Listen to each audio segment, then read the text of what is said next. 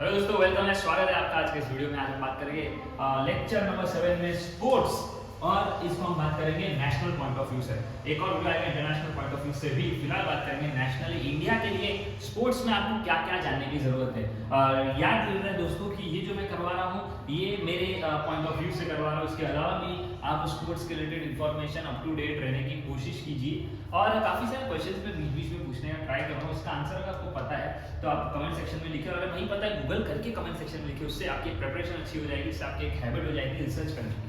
और बाकी सारे सब्जेक्ट्स के अगर आपको वीडियोस चाहिए तो उसकी प्लेलिस्ट ऑलरेडी क्रिएटेड है। लोग रोजाना देख रहे हैं, अपने डाउट्स पूछ रहे हैं, डाउट्स को क्लियर करवा रहे हैं, एंड काफ़ी कुछ उस वीडियो से सीख रहे हैं। तो अगर आप भी चैनल पे नए हैं तो जरूर जाकर प्लेलिस्ट सेक्शन में सारी प्लेलिस्ट चेक करके अपनी प्रिपरेशंस को स्टार्ट कर सकते हैं। और लिंक मैं नीचे दे दूंगा डिस्क्रिप्शन में टेलीग्राम चैनल की, जहाँ पे आपको detail notes along with 50 to 100 MCQs मिल जाएंगे। आपको खाली स्क्रॉल करना पड़ेगा, ऑलरेडी सारा कुछ अपलोडेड है।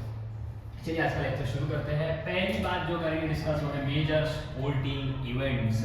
तो इंडिया में कौन से ऐसे बड़े बड़े स्पोर्टिंग इवेंट्स हो रहे हैं जो बहुत ज़्यादा इंपॉर्टेंट है, बहुत सारे प्लेयर्स को हेल्प करता है। पहला है IPL, इंडियन प्रीमियर लीग, दुनिया की सबसे फेमस क्रिकेटिंग लीग में से एक इंडियन प्रीमियर लीग, जहाँ पर लोग देश विदेश से खेलने आते हैं और काफ़ी बड़ा पैसे का यहाँ प्रदर्शन भी किया जाता है। Most expensive league, most famous league हम कह सकते हैं इंडियन प्रीमियर लीग को।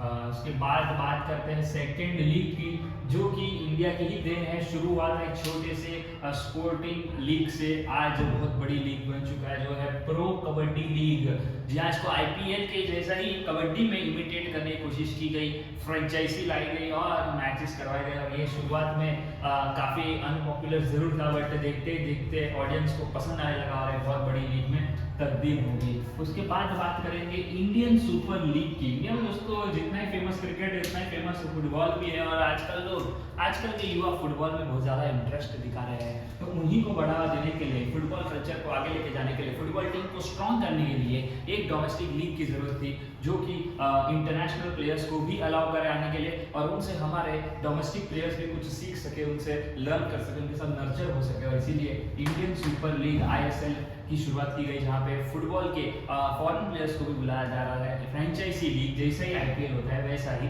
और काफ़ी साथ में मिलकर देश विदेश के सारे प्लेयर्स साथ में खेल के एक दूसरे से सीखते हैं। आगे बढ़ के देखते हैं खेलो इंडिया गेम्स। खेलो इंडिया गेम्स जो है ये अलग अलग जो स्पोर्ट्स होते हैं उनके कॉम्बिनेशन गेम्स, आप इसे समझ सकते हैं ये एक ओलंपिक्स है बट फॉर इंडिया।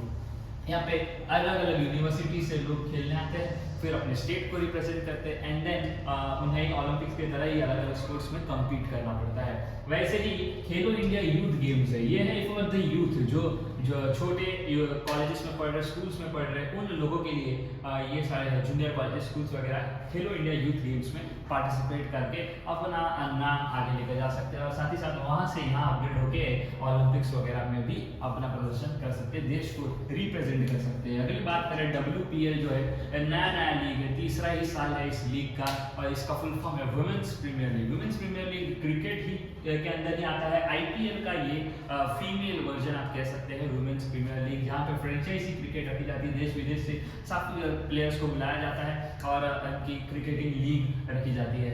उसके बाद last but not the least जो है वो है HIL, hockey India league. Hockey India league ये भी franchise type of sporting event है, जहाँ पे अलग अलग फ्रेंचाइजीज बांटी गई है, फॉरेन से प्लेयर्स को बुलाया गया है, और यहाँ पे देश के और विदेश के सारे प्लेयर्स साथ में मिलकर के फ्रेंचाइजी लीग में कम्पीट करते हैं। इससे जो टॉप टैलेंट है जो फॉरेन में खेल रहा है, और डोमेस्टिक टैलेंट जो यूथ है, even with the experience of the Indian team as well, सब साथ में मिल करके टैक्टिक्स सीख सकते हैं, अपने गेम को सुधार सकते हैं, एंड फॉरेन प्लेयर से भी काफ़ी कुछ सीख सकते हैं। इसीलिए यहाँ पे हॉकी इंडिया लीग भी पहले होती थी, बीच में गैप आया, फिर से रीइंट्रोड्यूस करवाई गई। कुछ प्रोमिनेंट इंडियन एथलीट्स है जिनके बारे में पता होना चाहिए, इनके अलावा बहुत सारे लोग ऐसे हैं जिनके बारे में पता होना चाहिए, बट यहाँ पे खाली मैंने 5 के नाम लिखे हैं, और बहुत सारे लोग हैं, मैं किसी को डिसरिस्पेक्ट नहीं करना चाहूँगा। पहले जो है वो नीरज चोपड़ा, जो टोक्यो ओलंपिक्स 2020 में जावलिन थ्रो में गोल्ड मेडल जीत के ऑलरेडी फेमस हो चुके हैं।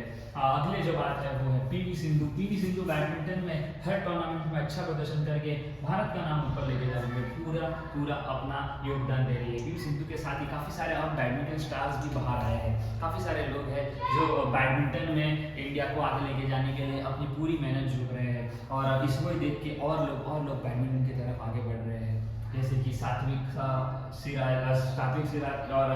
सात्विक साईराज और चिराग रांकिरेड्डी, ये दो प्लेयर की जोड़ी जो है ये लोग भी बहुत ही बढ़िया खेल रहे हैं, चाहे वो ओलंपिक्स हो, चाहे वो कोई भी कॉमनवेल्थ गेम्स हो, चाहे वो बैडमिंटन के कोई भी ओपन इवेंट्स हो, सब में अपना बेस्ट देने का कोशिश कर रहे हैं। उसके बाद ही अगली बारी आती है विराट कोहली की। विराट कोहली की जब हम बात करें तो क्रिकेट में बहुत सारे दिग्गज नाम हैं, सचिन तेंदुलकर से लेके सब, बट अगर कोई ऐसा है जो क्रिकेट नहीं भी देखता है बट किसी प्लेयर को जानता हो तो वो विराट कोहली है। विराट कोहली को काफ़ी ज़्यादा लोग जानते हैं, काफ़ी उनका फेम फॉलोइंग है। जैसे रोनाल्डो मेसी को फुटबॉल ना खेलने वाले भी जानते हैं, वैसे विराट कोहली को भी क्रिकेट देखने ना खेलने वाले भी जानते हैं। तो यहाँ पे मैं ये नहीं कह रहा हूँ कि one of the greatest player है ये है, नहीं तो कमेंट सेक्शन में लोग आ जाएंगे क्रिकेट वाले, सब कहेंगे कि नहीं इनकी जगह तो हमारे प्लेयर्स ज़्यादा बेटर है, कोहली ऐसा कोहली वैसा, बट मैं खाली ये बताना चाह रहा हूँ कि उनकी फेम ऐसी है, उनको लोग जानते हैं, तो बस उसके हिसाब से प्रोमिनेंट इंडियन एथलीट्स में इनका नाम है। अगला जो है वो है मीराबाई चानू। मीराबाई चानू वेट लिफ्टिंग में अपना प्रदर्शन टोक्यो ओलंपिक्स में कर चुकी है मेडल जीतने के बाद, और उसके बाद काफ़ी प्रयास करते जा रही है और हर वर्ल्ड स्टेज पे इंडिया का नाम आगे लेके जाने का कोशिश कर रही है। उसके बाद fifth but not the least जो है वो है विश्वनाथ आनंद। विश्वनाथ आनंद चेस में इंडिया को ग्लोबल स्टेज पे बहुत ही आगे लेके गए हैं। ये ग्रैंड मास्टर तो बने हैं, साथ ही साथ इन्होंने बहुत सारे चैंपियनशिप जीती हुई है, वर्ल्ड नंबर 1 रैंकिंग में रह चुके। विश्वनाथ आनंद आज अपने काफ़ी सारे स्टूडेंट्स को देख रहे हैं जो आज वर्ल्ड में उनके जैसा ही नाम कमा रहे हैं। उनमें से 2 लोग अभी प्रोमिनेंटली बहुत फेमस हुए हैं। अगर आपको उनके नाम पता है कमेंट सेक्शन में ज़रूर बताना, और मैं जानना चाहूँगा कि क्या आप अप टू डेट है कि नहीं है। इफ़ आपको नहीं पता है अभी चेस में कौन फेमस है, कौन इंडिया का नाम आगे लगे, कौन अभी अपना चाइना के सामने मैच जीत के वर्ल्ड चैंपियन बन चुका है, तो आपको उसके लिए करना क्या है, आपको जाना है गूगल पे चेक करना है और कमेंट सेक्शन में आंसर ड्रॉप करने से आपका टॉपिक का रिवीजन हो जाएगा। अगली बात करें some notable achievements of India. India ने क्या अचीव किया है एज अ स्पोर्ट, तो 2 ICC इवेंट्स हम जीत चुके 2024-2025। जी हाँ दोस्तों, अभी संडे की बात करें तो हम चैंपियंस ट्रॉफी जीत चुके हैं न्यूजीलैंड को हराकर, ICC चैंपियंस ट्रॉफी, और 2024 में ICC T20 वर्ल्ड कप जो क्रिकेटिंग इवेंट्स है ये दोनों ही बैक टू बैक जीते हैं। तो ये एक नोटेबल अचीवमेंट है जो काफ़ी सालों से रुकी आ रही थी, ट्रॉफीज नहीं जीत पा रहे थे, अब बैक टू बैक ट्रॉफी जीतने का सिलसिला फिर से शुरू हो चुका है। और उसके बाद अगली बात करें तो strong performance in Commonwealth games. Strong performance in Commonwealth games में इंडिया का परफॉर्मेंस कहीं ना कहीं वर्ल्ड स्टेज पे हमेशा वीक रहा है, बट अभी ऐसा देखने को नहीं मिल रहा है, बल्कि अभी हम थोड़े आगे बढ़ने की कोशिश कर रहे हैं, हम और ज़्यादा मेडल जीतने की कोशिश कर रहे हैं, हम ज़्यादा पार्टिसिपेट कर रहे हैं, ज़्यादा एथलीट्स भेज रहे हैं और बेस्ट देने का ट्राई कर रहे हैं, और इसी का हमें परिणाम दिख रहा है कि हमारा रैंकिंग जो हमारा जो परफॉर्मेंस है वो अप होते जा रहा है, सुधरते जा रहे हैं।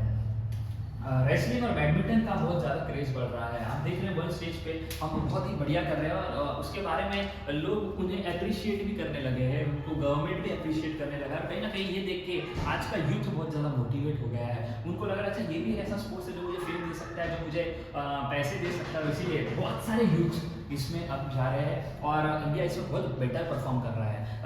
वर्ल्ड लेवल पे बात करें तो टॉप 10 प्लेयर्स, टॉप 10 टीम्स में हम दोनों ही बैडमिंटन और रेसलिंग में अपने प्लेयर्स को या अपनी टीम को देख पाते हैं, और इसीलिए वर्ल्ड स्टेज पे हम यहाँ पे बहुत ही बढ़िया कर रहे हैं। आने वाले टाइम में हो सकता है कि नंबर 1 पोजीशन पे और नंबर 1, 2, 3 पोजीशंस पे हमारे प्लेयर्स आपको दिखे, और जब रेसलिंग की बात करें तो नंबर 1 पोजीशन पे हमारी ही टीम दिखे। ये काफ़ी दूर नहीं है, बिकॉज जो राइजिंग पॉपुलैरिटी और राइजिंग सपोर्ट मिल रहा है उसके कारण ये जरूर हो सकता है। उसके बाद बात करें increase in medals at Paralympic games, तो जैसा ओलंपिक्स होता है वैसे ही डिसेबल्स के लिए पैरालंपिक गेम्स होता है, ठीक है। पैरालंपिक गेम्स जो है ये पैरा एथलीट्स लोग खेलते हैं। यहाँ पर हम देखें तो हमारा प्रदर्शन इस साल जो पेरिस ओलंपिक्स हुआ था, उसके बाद जो पेरिस पैरालंपिक्स हुआ था, बहुत ही शानदार परफॉर्मेंस रहा। हमने इतने गोल्ड मेडल निकाले, इतने सारे मेडल्स निकाले अलग अलग इवेंट्स में, हर जगह हम हमारा बेस्ट दे, और कहीं ना कहीं हमने ये साबित कर दिया कि इंडिया इज नॉट स्लीपिंग, अब हम जाग रहे हैं और अब हम टॉप 10 रैंकिंग्स में भी बहुत जल्दी आ जाएंगे। और इसीलिए पैरालंपिक गेम्स एक होप निकला, एक आशा निकला कि वर्ल्ड स्टेज पे हमारे एथलीट्स नेक्स्ट लेवल परफॉर्म कर सकते हैं, और कहीं ना कहीं ये पैरालंपिक्स के सक्सेस ने ओलंपिक प्लेयर्स को भी जगा दिया है कि देखो हमने करके दिखाया, अब आपकी बारी। और हो सकता है होपफुली 2028 ओलंपिक्स और पैरालंपिक्स जो लॉस एंजलिस में होने वाला है, दोनों ही इवेंट्स में इंडिया कई सालों का रिकॉर्ड तोड़ दे। तो let's hope for the best. देखते हैं फिफ्थ जो है 1 consecutive medals in hockey in Olympics. Hockey जो जिसमें हम डोमिनेट करते थे, जिसमें हर बार गोल्ड मेडल हमारा फिक्स होता था एट और ओलंपिक गेम्स, कहीं ना कहीं कुछ सालों से वो दब गया था। काफ़ी सालों से हम जीत ही नहीं पा रहे थे, इवन एट टाइम्स हम क्वालिफाई भी नहीं हो पा रहे थे, ऐसी हालत हो गई थी। बट पिछले 2 ओलंपिक्स हम देख रहे हैं, हम बैक टू बैक मेडल्स लेके आ रहे हैं। हम लोग ब्रॉन्ज मेडल 2 बार लेकर के आए हैं और हम लोग एक बहुत ही नेक टू नेक फाइट देने की कोशिश करते हैं। हारे भी हैं तो हम इस तरीके से हारे हैं कि यार लगा है कि क्या लड़े, उस तरीके से हमने फाइट दी है। दोनों ही मेंस विमेंस दोनों ही बहुत ही कॉम्पिटिटिव हॉकी खेल रहे इस समय, और होप करते हैं कि शायद अगला ओलंपिक गेम्स में गोल्ड हमारा इंतजार कर रहा है। कुछ फ्यूचर गोल्स जो इंडिया देख रही है, जो इंडिया सोच रही है कि ये चीज़ करना है जिससे हमारा स्पोर्ट्स कल्चर बूस्ट हो, तो नंबर 1 जो है वो है टू होस्ट 2036 ओलंपिक्स। 2036 का ओलंपिक्स इंडिया होस्ट करना चाहता है। इंडिया चाहता है कि तब तक हम स्पोर्ट्स में इतना डेवलप कर लें और ये इवेंट के आने के बाद हमको एक मौका मिलता है कि हर जगह हम कम्पीट कर सकें, जिससे आने वाली जनरेशन से इंस्पायर हो जाए। तो इसके लिए 2036 ओलंपिक्स होस्ट करना ये एक फ्यूचर गोल में इंडिया ने शामिल किया है। होप सो कि इंडिया ये बेल्ट जीत जाए और 2036 ओलंपिक्स हम होस्ट करके दिखाएं। टू बी ऑनेस्ट, यहाँ पे पॉजिटिव इम्पैक्ट जनरेट होना चाहिए तो ही ये सक्सेस है होस्ट करना।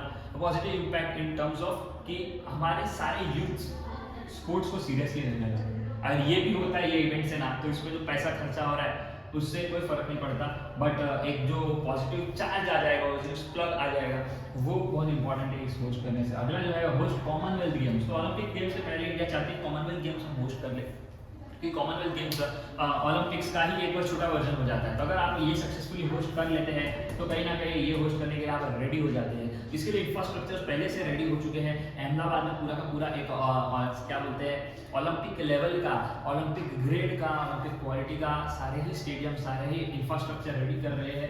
अभी भी काम चालू है, काफ़ी सारे रेडी होकर तैयार हो गए हैं। इन ड्रीम की 2036 का ओलंपिक्स का बिडिंग राइट्स हम लोग बिड करें और कहीं ना कहीं ये बिड हम जीत जाए और होस्ट राइट्स हमको मिल जाए। यही सोच करके सब कुछ काम किया जा रहा है। कहीं ना कहीं ये नहीं तो ये, बट कुछ ना कुछ तो इंडिया होस्ट करने के लिए लगा पड़ा है। At the last FIFA World cup, जहां इंडिया फुटबॉल में बहुत ही गंदा परफॉर्म कर पा रही है, कहीं ना कहीं अपना बेस्ट देने के बावजूद भी हम पता नहीं क्यों परफॉर्म नहीं कर पा रहे हैं। शायद हमारे सिलेक्शन रिक्रूटिंग टीम में कुछ प्रॉब्लम है, या फिर हमारा जो आर्किटेक्चर होता है कि कैसे प्लेयर सिलेक्ट होते हैं, कौन से डोमेस्टिक इवेंट से कैसे, वो पूरा स्ट्रक्चर शायद कुछ इशू हो रहा है। उसके कारण हम एज अ फुटबॉल यूनिट बहुत अच्छा परफॉर्म कर नहीं पा रहे हैं।